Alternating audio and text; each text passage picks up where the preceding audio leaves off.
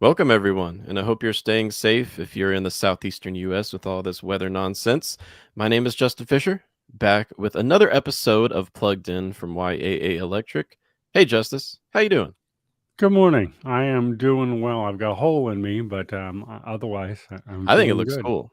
It looks pretty Yeah, neat. it looks painful, but yeah. Yeah, and if you're watching on YouTube, I've got Niagara Falls behind me, and who knows, this vantage point might even be from the Canada side. I don't know. I don't care. We are talking about New York today. That's why I've got that pulled up behind me. And New York banning the sale of new combustion powered vehicles starting in 2035. It's interesting. It's not surprising. We've been covering this story for quite some time. In fact, there are 17 states in America that have had plans to mirror the California Air Emissions Board, Air Resources Board's plans that's like enacted in their state legislatures. So we're going to talk about that today. Not really surprised, but it will have consequences for the overall automotive industry. Duh, because they're banning gas vehicles. Got some other news to touch on first. I think that might be good to get to as more of our viewers join us this morning. So thank you everyone for being here today. Good to see you all. Yeah, where should we start? I think I'm going to start with some interesting news from automotive news. I think this is a good perspective that I haven't heard covered anywhere else. It's about how automotive auctions are thinking about the future and how they're going to have to start selling more and more EVs.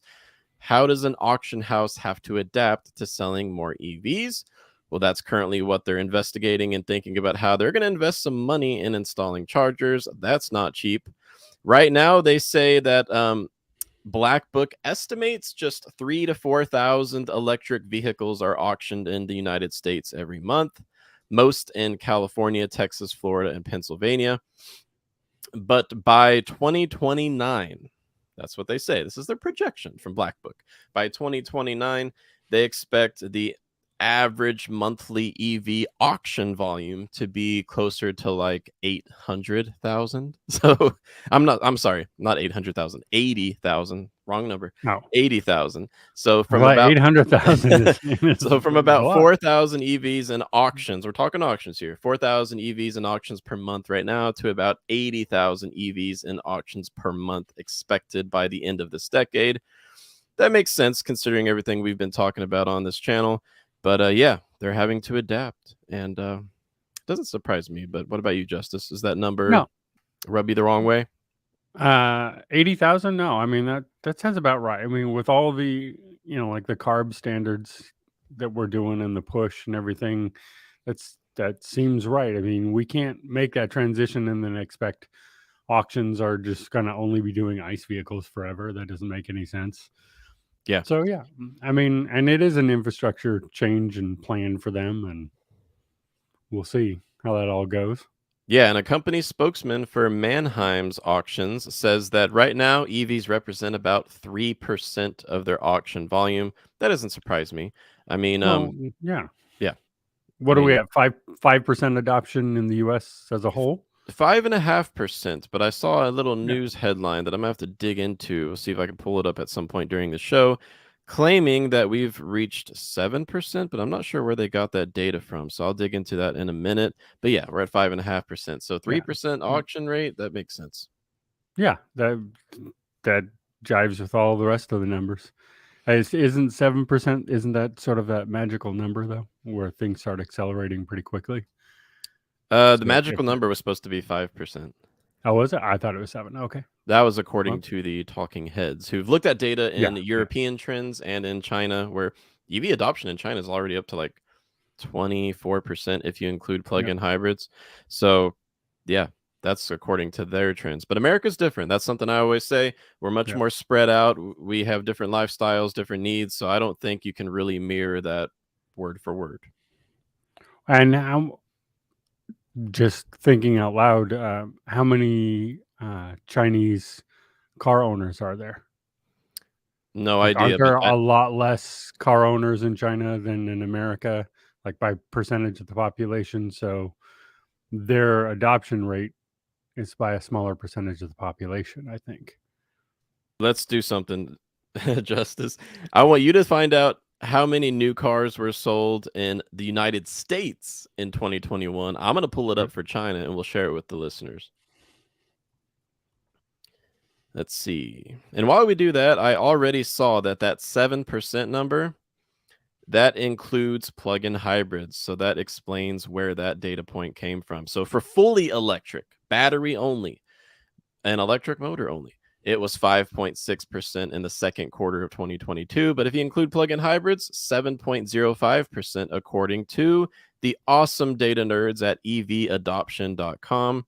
They've got a great newsletter that I recommend signing up for, in addition to our own newsletter all about EVs. We send one out every Friday, so it's not too late to sign up if you're interested in our YAA electric vehicle newsletter. Yeah, I'll be sending it out in a few hours. But what'd you find, Justice? Nice. So in 2021, sales were up 3.4% from 2020, and we sold 15 million vehicles in the U.S. Wow. Okay. Well, in China, let's see. None of these things are saying new vehicle sales. They're just saying new sales. They're just saying vehicle sales. It Yeah, I mean, looks mine was vehicle sales. Yeah. okay. 21 million. Okay. Let's So see. 21 million versus what? 15. Okay. So yeah, China is the largest car market in the world, it seems. So, um, anyways, I digress. 7% of new vehicle sales in the United States are plug-in hybrid or fully electric, with most of them being fully Yeah. electric. So So just to put that into perspective, we're both right, but China's population is 1.402 billion people, yeah. and our population is less than the uh, 0.402. Thank you for bringing that into perspective. So It's they do have a billion more people than we do. it's earlier in the morning for you over there on the West Coast, Justice, but you appear to be more awake than I am. So thank you for bringing that into perspective, because vehicle adoption is rapidly accelerating in China, but it's Yeah. not near where we are in the United States, where 92% of households have at least one vehicle. And I pulled up the data, Yeah. if you guys are interested, from my email. Yeah, you can see the You get acceleration more of EV interesting adoption. emails than I do. Sign up for that EV adoption newsletter. It's a great one. They send it out like once a week. They spend all day crunching the numbers. But one other news item I wanted to share with you guys before we get into today's topic about New York banning the sale of new combustion vehicles starting in 2035 is that Toyota's CEO, Akio Toyoda, has said, quote, let me find the quote. Here it is. Realistically speaking, it seems rather difficult to achieve California's rules.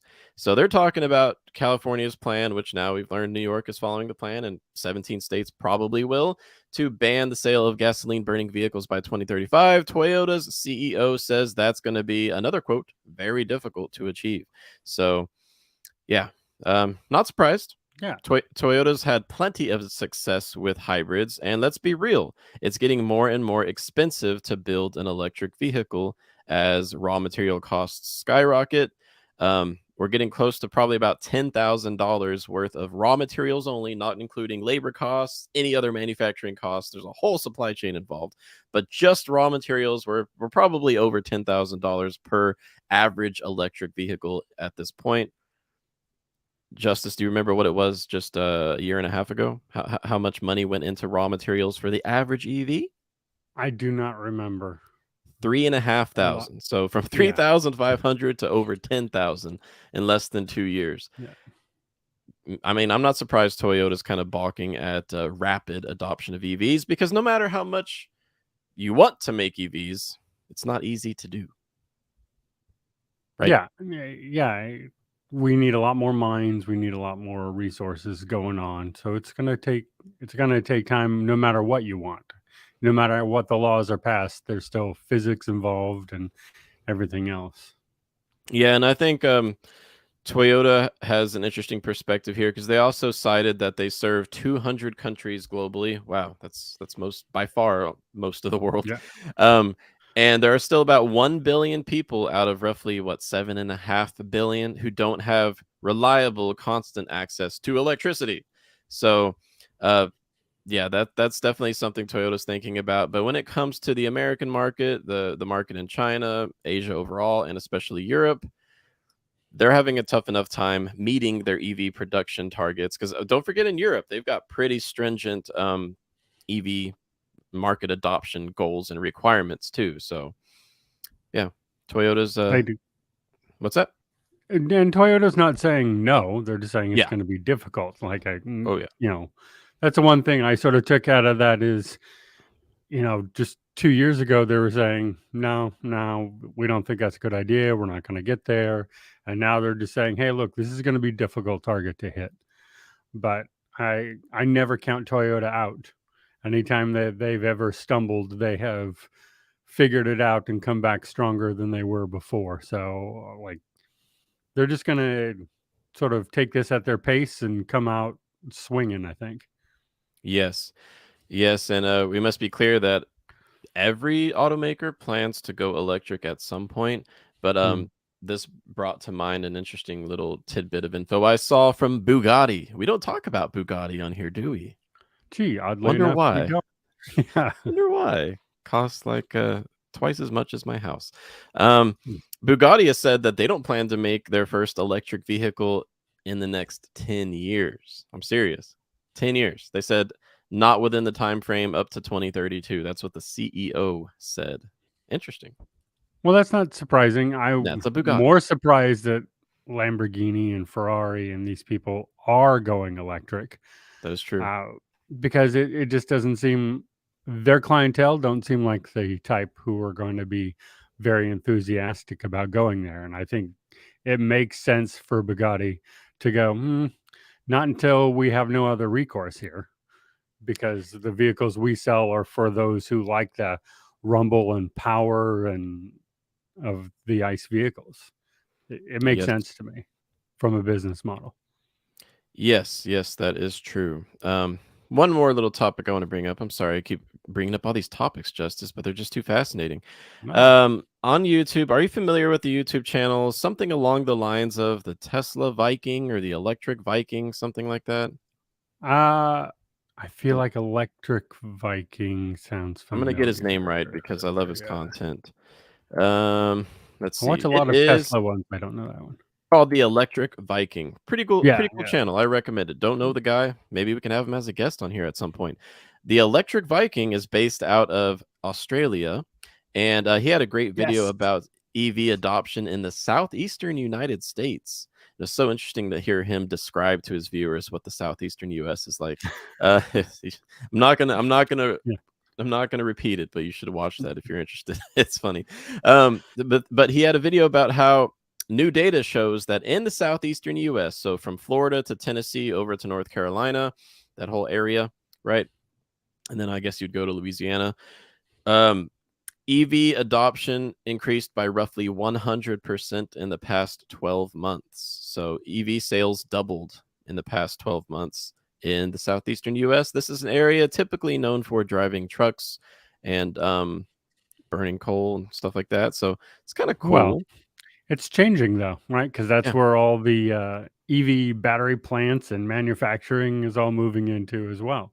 So, I mean, they're becoming very, very ahead of things. I Yes. won't say the P word Yeah. because they may not enjoy that, Well, but it's also about but money they're and jobs. yeah, I mean, they're becoming a powerhouse of the EV world, and it's really going to change the economics of the area. So, doubling their EVs in the last 12 months makes sense because that's where everyone's building out. So, if you go to work at an EV plant, you're probably going to start driving an EV within a couple of years of working there. And probably That's a making guess. more money than the average or the median Yep, income in that region too. I live in West absolutely. Virginia, southern West Virginia, which is almost the southeast, so I'm pretty familiar with that. But he brought up the two top selling brands of EVs in the southeastern U.S. In the past year. Obviously, Tesla's number one. What do you think number two was, Justice? Um, Hyundai? Yep, it was Hyundai No, with the Ionic 5, and we can't forget the Ionic Original, which has been yep, canceled, and then the not Nero, what's the other one? Kona, Kona. the Kona Yeah. Electric, yeah, Hyundai, and then the Mustang Mach-E in third place. So that's pretty cool. Go southeastern U.S. Hopefully, everyone is safe from the hurricane that is about to make landfall again. and bring me 4 days of rain. But can't Oh, complain. Can't complain. I don't Just rain. remember what decade it was that I saw 4 days of straight rain before, but it's been a couple of them. Yes, yes, indeed. Well, let's dive into the headline topic, and if we got time Yeah. at the end, we'll get into a few more news items that I know you had. All right, headline topic: New York State plans to adopt California's rules, which were approved back in August by the California Air Resources Board, that would require all new vehicles sold in the state by 2035 to be either electric, plug-in hybrids. So, and there's also some interesting nuances, like at least in California, no more than 20% of vehicle sales by 2035 can be plug-in hybrids. So that's something I'm kind of against. You got to think about people's access to infrastructure and things like that. So, anyways, Well, I but think they should but be able like to we buy talked plug-in about on hybrids. the grid show, that's a long time away. Yeah, yeah, that is true. Uh, But now New York's governor says that she has directed a state environmental agency to propose and finalize rules adopting California's plan to start setting rising zero emission vehicle rules in 2026 to phase out gasoline only new vehicle sales by 2035. They're going to have a public hearing though, so if you are for it or if you're really against it and you live in New York, I guess you can find out the date for that public hearing and let them know what you're thinking. But yeah. Are are they? I didn't dig into it much. I don't know if you have. Are they doing the carb standards with the certain key date phasing out section, or are they just going all at once? No, the phasing out. Yeah, it'll Okay. be phasing Okay. out. So So so the that's same as what we do. Okay. yes, yes, indeed. But they do estimate that removing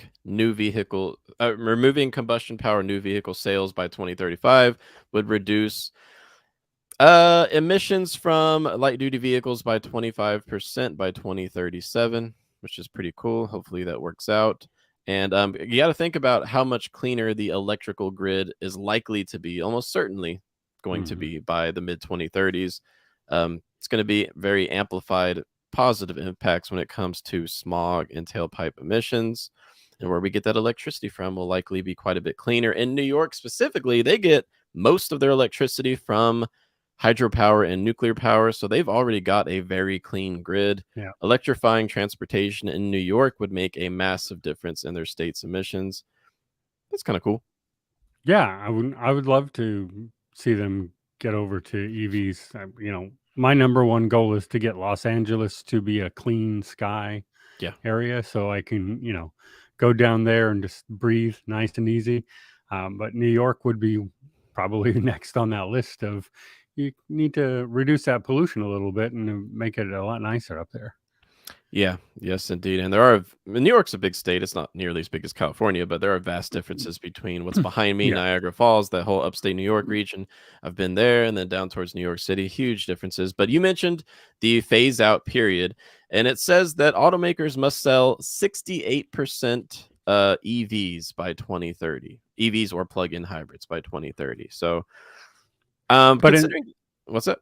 in the California model, there's fines and fees for the I don't know percentage of those your details. vehicles. Well, I've looked at least the California one, and again, this leads to Tesla just selling more and more credits. I mean, Tesla's going to win big out of this for people who can't quite hit those goals fast enough, and they sell them their credits.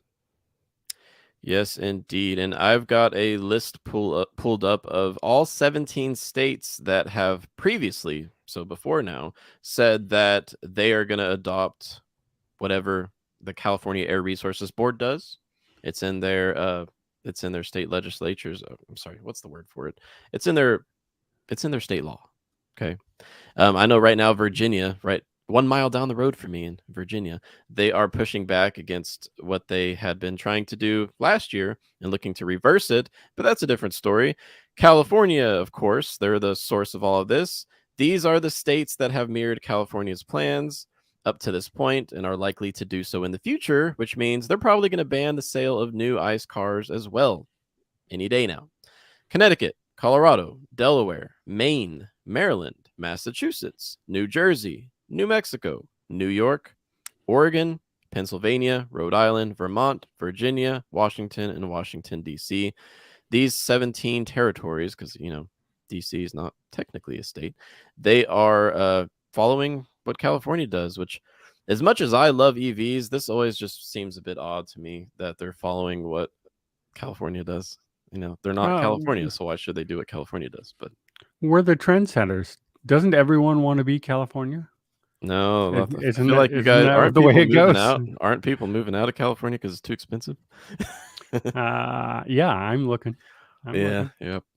yeah, but we won't talk about that, will we? No. So not surprised, but honestly, if you look at what Stellantis is doing, what GM, Ford, everyone's going electric by 2030 anyways. They're maybe not all Yeah. electric, but they're going to have to be all electric by 2035 in at least these states. So it kind of solidifies the trends that we've already been seeing.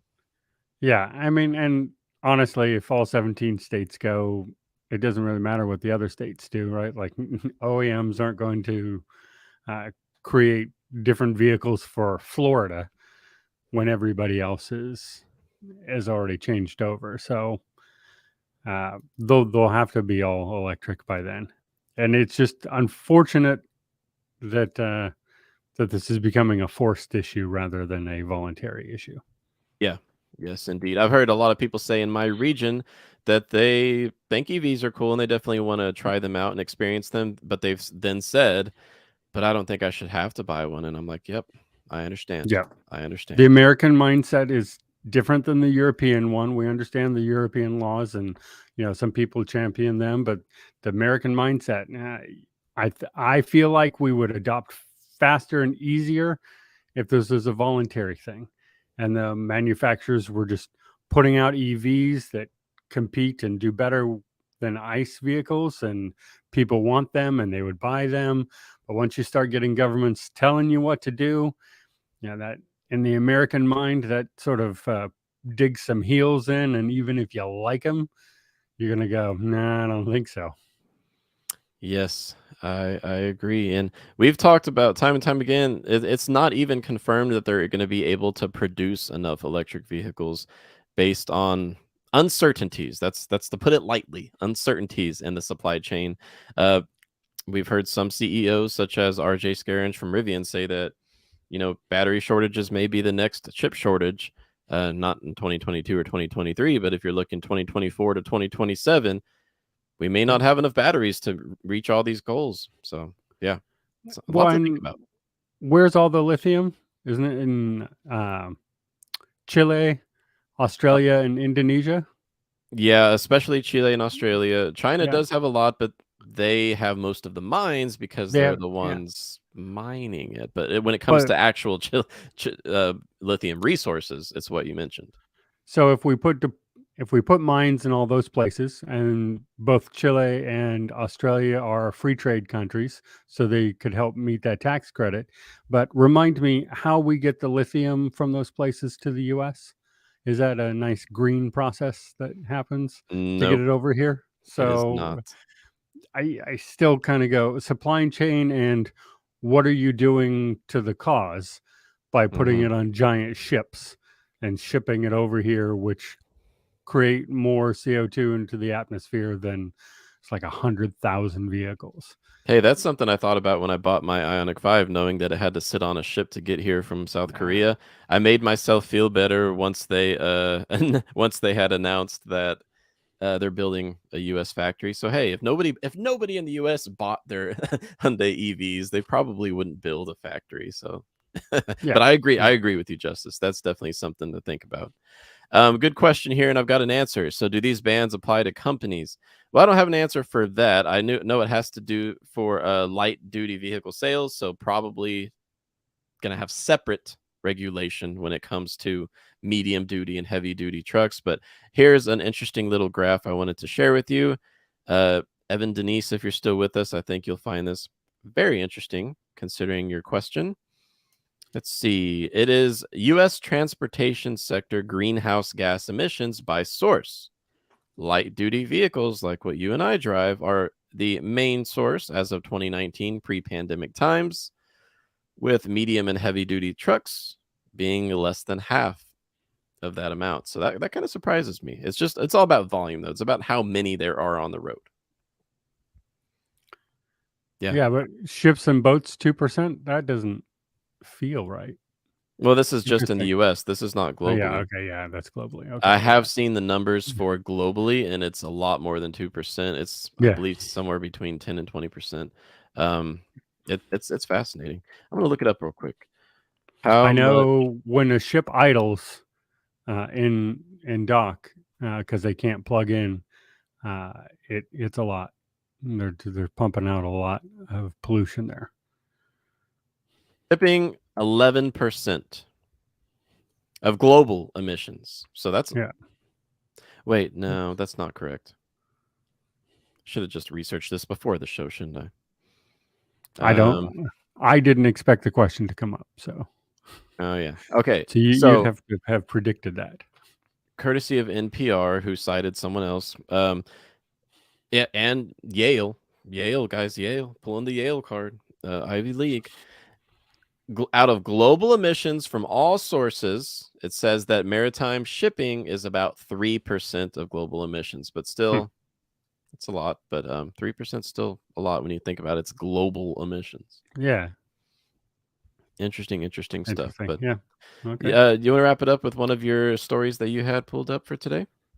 Yeah. So, I found the most interesting one for me was, Porsche's announcing that it's going, public with an IPO, very, very large IPO they're expecting.